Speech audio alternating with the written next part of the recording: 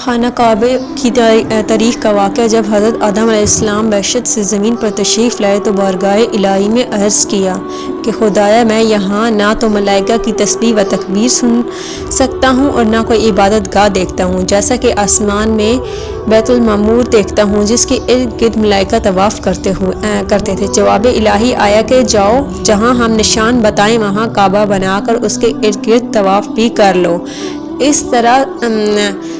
اس طرف نماز بھی ادا کرو۔ حضرت جبرائیل علیہ السلام ان کی رہبری کے لیے ان کے ساتھ چل پڑے اور انہیں وہاں لائے جہاں سے زمین بنی تھی، یعنی جس جگہ پر جھاگ پیدا تھا، اور پھر وہی جھاگ پھیل کر پوری زمین بنی۔ حضرت جبرائیل علیہ السلام نے اپنا پر مار کر 7ویں زمین تک بنیاد ڈال دی، جس کو ملائکہ نے 5 پہاڑوں کے پتھروں سے بھرا، کوہ لبنان، کوہ طور اور کوہ جودی اور ہرا اور طور زیتا بنیاد بھر کر نشان کے لیے چاروں طرف کی دیواریں اٹھا دی۔ اس طرف آدم علیہ السلام نماز پڑھتے رہے اور اس کا طواف بھی کرتے رہے۔ طوفان نوح تک کعبہ اسی حالت میں رہا۔ اسی وقت وہ عمارت تو آسمان پر اٹھا لی گئی اور یہ کعبہ کی جگہ اونچے ٹیلے کی طرح رہ گئی، مگر لوگ پھر بھی برکت کے لیے یہاں آتے تھے اور آ کر دعائیں مانگتے تھے۔ پھر ابراہیم علیہ السلام کے زمانے تک کعبہ اسی حالت میں رہا۔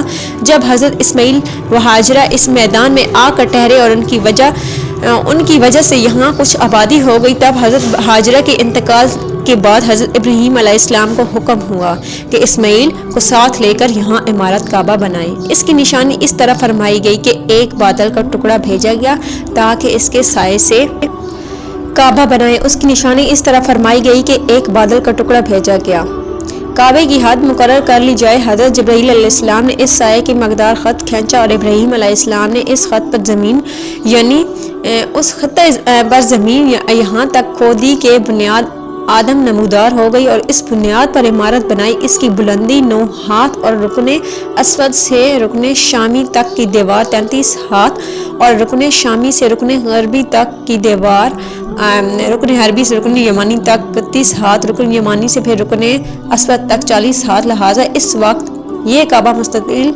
کی شکل تھا۔ حضرت ابراہیم علیہ السلام نے خانہ کعبہ کے اندر ایک تاغار سایہ بنایا تھا جو مثل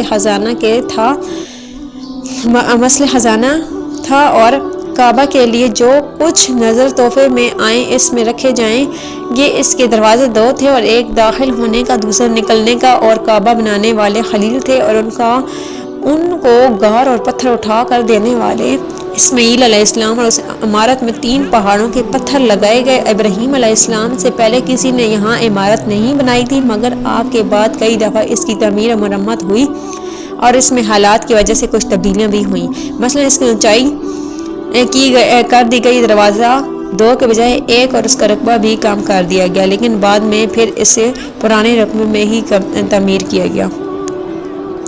اور حضرت ابراہیم علیہ السلام مکہ آتے تو قیام نہ کرتے، مگر تیسری بار پھر تشریف لائے۔ اللہ کا حکم تھا کہ تعمیر کعبہ کریں۔ پہنچتے تو حضرت اسماعیل علیہ السلام کو درخت کے سائے تلے زمزم کے پاس بیٹھے پایا۔ آپ تیر بنا رہے تھے۔ حضرت اسماعیل علیہ السلام نے دیکھا تو کھڑے ہو گئے، باپ بیٹے بغل گیر ہوئے۔ حضرت ابراہیم علیہ السلام نے فرمایا، بیٹا، اللہ تعالیٰ نے مجھے ایک حکم دیا۔ حضرت اسماعیل علیہ السلام بولے، تو اطاعت کیجیے۔ فرمایا، کیا تو میری مدد کرے گا؟ کہا، کیوں نہیں۔ حضرت اسماعیل علیہ السلام نے کہا، اللہ تعالیٰ نے مجھے حکم دیا ہے کہ یہاں ایک گھر بناؤ۔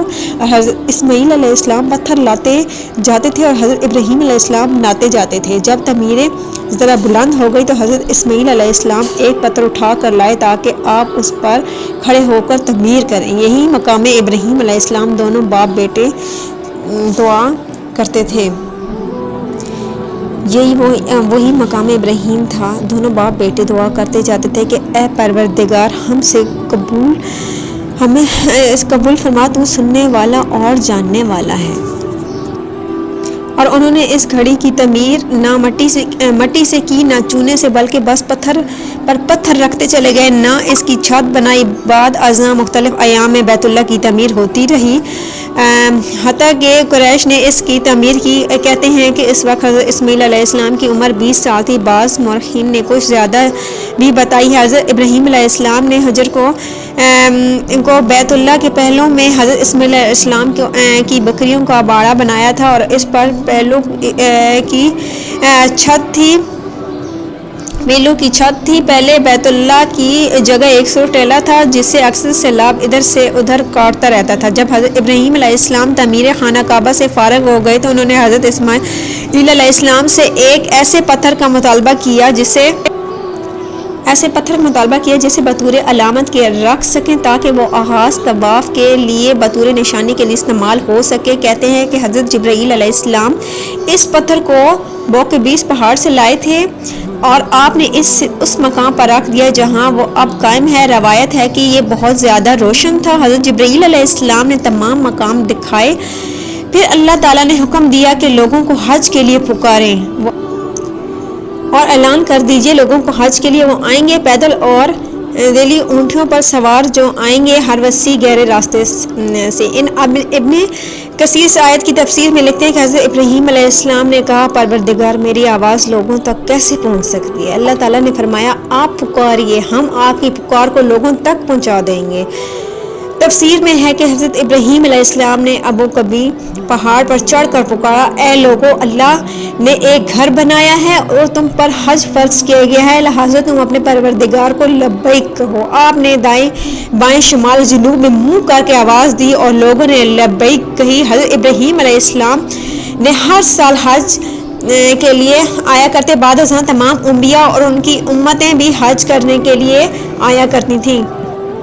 حضرت ابراہیم علیہ السلام اور حضرت اسماعیل علیہ السلام نے حج کیے، اور روایت ہے کہ 75 انبیاء نے حج کیا اور منہ میں نماز ادا کی۔ تاریخ میں ہے کہ حضرت انس بن مالک مکہ آئے تو حضرت عمر رضی اللہ تعالیٰ عنہ عبدالعزیز حاضر خدمت ہوئے اور پوچھا، مسافروں کے لیے طواف بہتر ہے یا عمرہ؟ آپ نے فرمایا، طواف افضل ہے۔ ابن عباس سے روایت ہے کہ رسول اللہ نے فرمایا، اللہ اس گھر پر ہر دن رات میں 120 رحمتیں نازل فرماتا ہے، 60 طواف کرنے والوں کے لیے ہیں، 40 نمازیوں کے لیے ہیں اور 20 دیکھنے والوں کے لیے ہیں۔ حضرت حسان بن عطیہ نے فرمایا، ہم نے رسول اللہ کے اس قول میں غور کیا ہے تو معلوم ہوا کہ یہ سب رحمتیں طواف کرنے والوں کے لیے ہیں، کیونکہ وہ طواف بھی کرتے ہیں، نماز بھی پڑھتے ہیں اور کعبہ کی طرف بھی دیکھتے ہیں۔ کسی نے کیا خوب کہا ہے، خانہ کعبہ میں طرح طرح کی فضیلتیں ہیں، گھر والا ہی انہیں جانتا ہے۔ جو کوئی یہاں اپنی خطاؤں سے ڈر کر آیا ہے، اللہ کی حفاظت کرتا، اللہ اس کی حفاظت کرتا ہے۔